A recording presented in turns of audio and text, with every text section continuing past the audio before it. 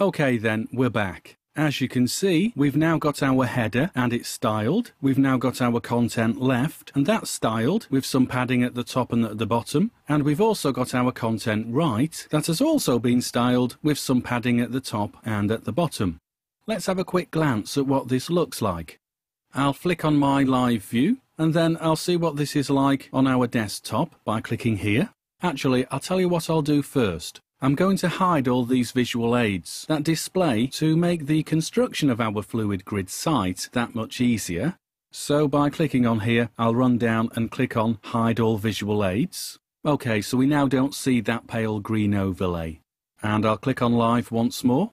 And there you go. Whilst we're looking at our desktop preview, we now see my header text styled. My content left has been styled with the padding and with that sort of very pale pink background. And to the right, with its pale yellow background, my content right.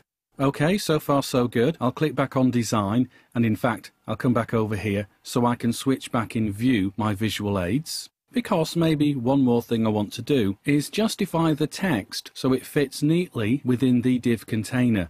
So by selecting inside my content left and then making sure I'm on my CSS properties, I can come over here and simply click this button to justify the text for this content left div.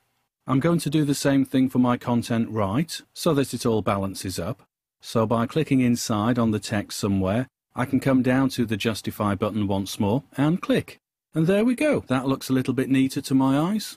I realise some people don't like justifying the text like this, preferring instead the unjustified version, but I like it, and it's my site, so there.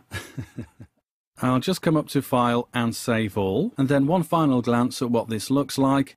I'll turn off my visual aids and click on the Live button so I can flick through the 3 Fluid Grid layout views.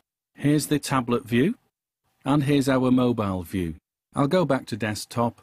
Now I did say that's the last thing I want to do, but there is one more thing actually, now that I'm looking at it. I'll switch back on my visual aids, and for the contact details down here, I'd rather this be centralized in its div. So by selecting inside the text somewhere, I can come down to this button to centralize it. Easy enough. And I'll do one final save. I'll click on File and run down to Save All Related Files. Okay, so a quick run through then, how we add content to our Fluid divs and how we style the content once the content has been inserted.